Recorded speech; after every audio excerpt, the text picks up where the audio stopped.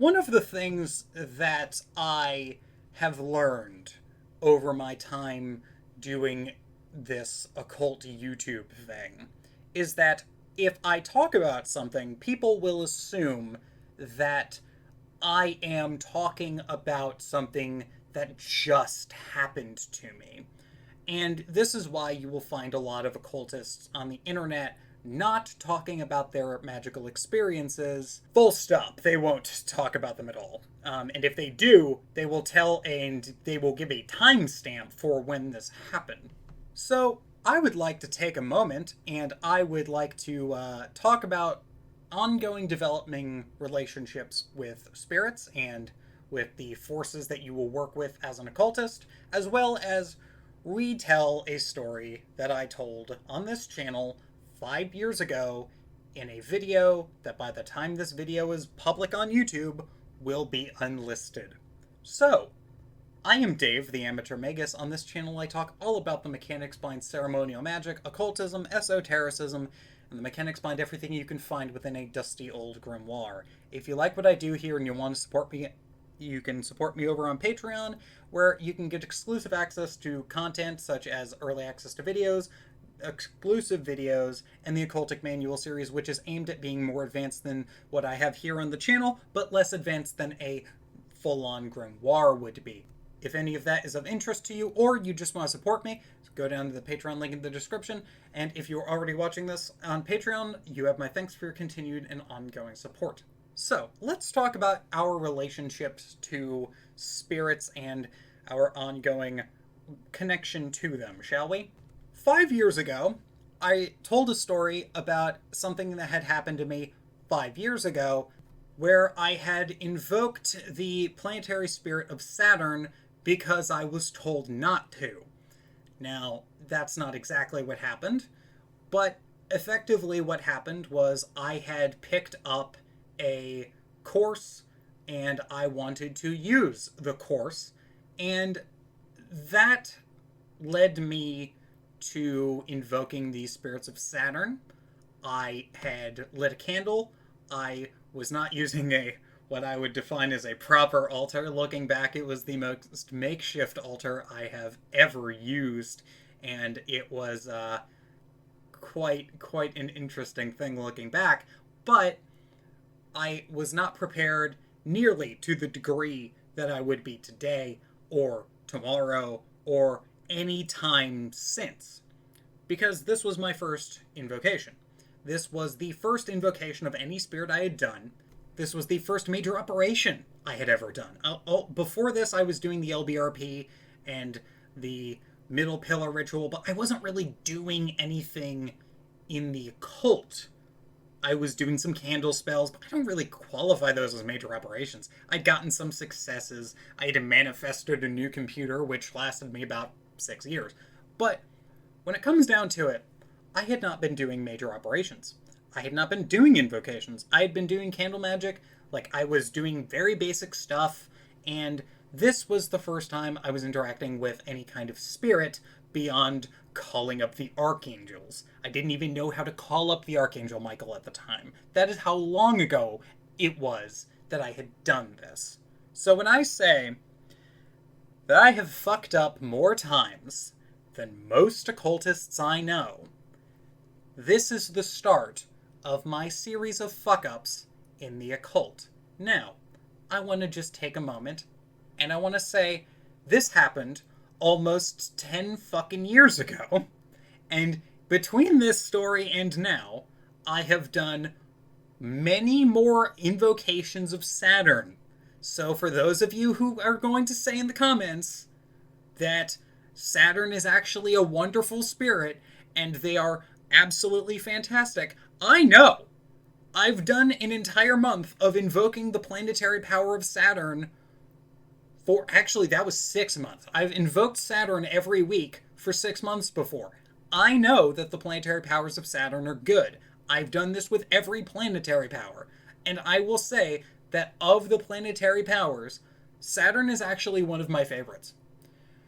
Of all of the planetary powers, I would say that if you need something done, I would highly recommend the planetary power of Saturn. But I've also worked with a lot of spirits that people would say you shouldn't work with. Not because they're mean, but because they're dangerous to the practitioner. And I've worked with them, and I've had good results. And I would say that a lot of those spirits are pretty good. So when I say that I don't recommend doing what I'm about to describe, it is because I've been there, done that, and I've had the t-shirt for so long it now has holes in it and I need to buy a new one.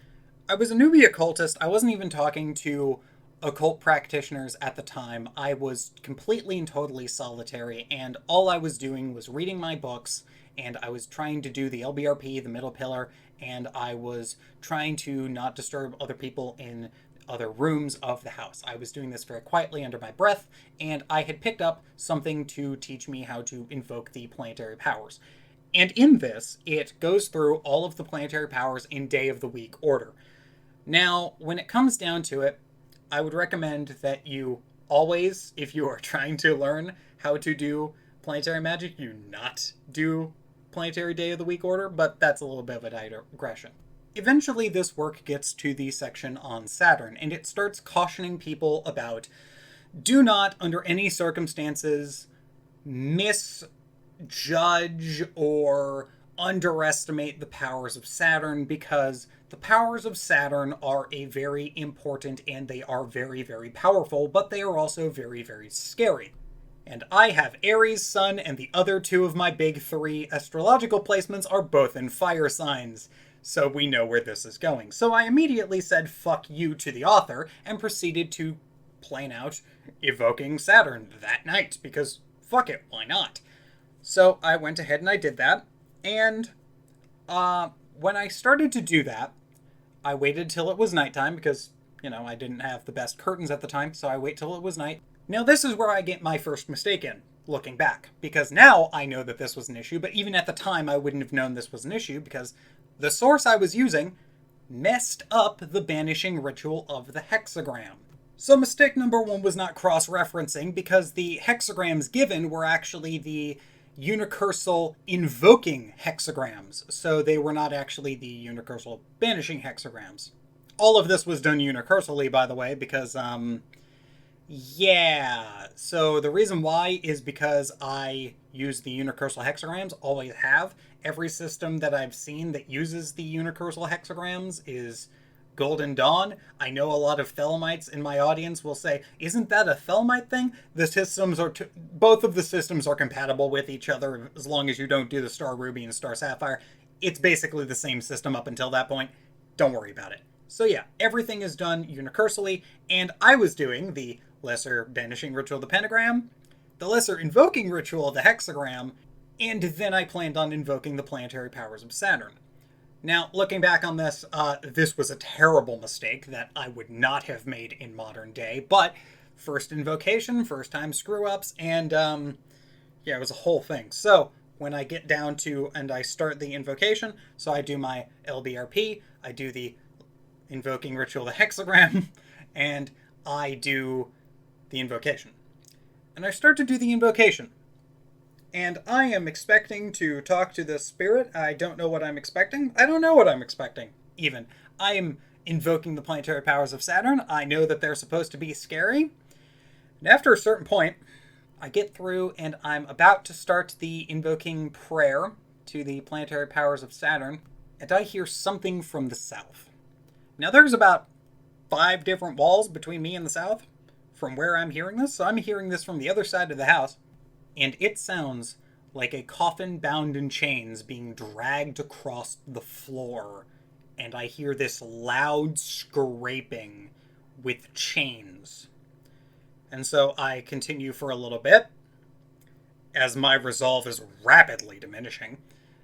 And I take a moment and I start to do the invocation, and they get louder, and they get to the point where they sound like they are coming closer, as I see in my mind a vision of the Grim Reaper carrying chains, dragging a coffin on the floor in my mind, as clear as day, as I'm saying the invocation. At which point, I proceed to say the obvious things of fuck this, and I proceed to do the banishing of Saturn. and I do the banishing ritual of Saturn, because, you know, if you're going to be banishing a planetary power, you might as well. So I do the banishing of Saturn, and I don't realize that immediately after that, I am doing the invoking ritual of the hexagram. So I hear laughter and rattling bones from the Reaper as it proceeds to leave. And looking back on this, this was the first invocation or first spiritual experience that I had ever consciously tried to do in a magical way. This was the first evocation or invocation, depending on what you want to believe, of a spirit or spiritual power that I had ever done. And this is kind of interesting because there's a large comedy of errors. I was using a Saturnian banishing to banish Saturn, to which it laughed at me for. I was using the wrong banishing ritual. I was using the wrong banishing hexagram ritual, which, funny enough, I don't even use the only form of banishing hexagram now I use is I use the traditional, the different hexagram shapes. I use those for my lesser rituals of the hexagram now. But over time, I went ahead and as part of the solitary initiation process I was doing, I had to invoke Saturn. I had to invoke Saturn a lot. I had to invoke Saturn every Saturday for 6 months. So I got very acquainted with the planetary powers of Saturn, and I got very much a better opinion of the planetary powers of Saturn. But one of the things that never went away was a healthy respect. The more you learn about occultism, the more you learn about the planetaries. And one of the things that people seem to do a lot online in modern day is that they never really stopped to think. Because when you start out in occultism, you are told Saturn bad. And as somebody who has used the planetary powers of Saturn and has I think my favorite spirits that I've ever worked with have actually been Saturnian spirits, and they are the spirits that I have the fondest respect for and the fondest memories of doing operations with. I can say that the spirits of Saturn meet you where you're at, and they try to get you to where you need to be. Now, I've gotten a lot of comments on various videos I've done with Saturn about how Saturn can help you find limits, and Saturn can help you learn the meaning of life. And there's a lot of things that go along with that. But I really think people need to understand that just because you should be working with the planetary spirits of Saturn doesn't mean you're going to want to. Because I want to just take a moment, because I have seen the fucking bandwagon every time I do a video on Saturn, reminding people that there are good qualities to Saturn, and I want to make sure that everyone knows that Saturn is great. But also, you want to know what also corresponds to Saturn? The darkness in the abyss, the blackness between stars in space, corresponds to the planetary powers of Saturn. The abyss, the darkness of the ocean, where life ceases to exist, corresponds to the darkness of Saturn.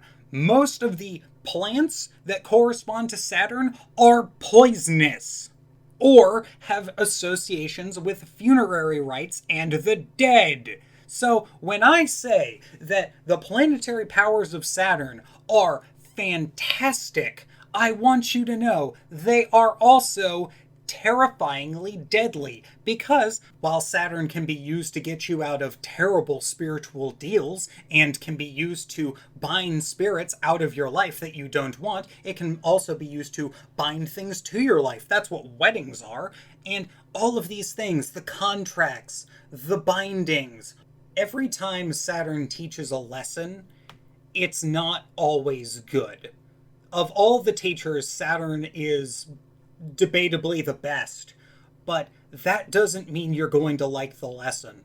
The first invocation of a spirit I did was the planetary powers of Saturn, and now, many years later, I can look back on that and say, that was an amazing experience. But just because it was an amazing experience in hindsight doesn't mean in the moment that I was ready to meet them. As somebody who has gone through and now talks about occultism on the internet every week, I can say without a shadow of a doubt that it was one of the best experiences I've had for teaching me a lot of lessons. It taught me to cross-reference my notes, it taught me to not underestimate things, and it also taught me the value of the don't call up what you can't put down, which eventually I would use when I do demonic evocation. On more, we'll call them beneficial and less terrifying invocations, I learned the necessity of finding something to dedicate yourself to and finding something to actually keep going and keep moving forward with. But that is not what the first invocation of Saturn was for. The first invocation of Saturn was an immature kid who had just picked up a magical textbook and found the invocation of Saturn warning not to do something stupid, doing something stupid, and completely and utterly disregarding what the author had said. And to this day, that immature kid is still talking shit on YouTube and is still enjoying himself because now he has the knowledge of what not to do so he can do even more nonsense that he actually gets to enjoy doing instead of getting the shit scared out of him by the fucking Grim Reaper when he's doing his magic. This wasn't the video that I was planning on doing today, but this was the video that I felt like doing because I've been meaning to redo that video for a while, and I guess 5 years is a little bit of a... I need an update. So yeah, I have been Dave the Amateur Magus. That video is delisted now. Hope everyone is having a good day. If you're not having a good day, hope your day gets better. Take it easy. Take care. I'll see you next week.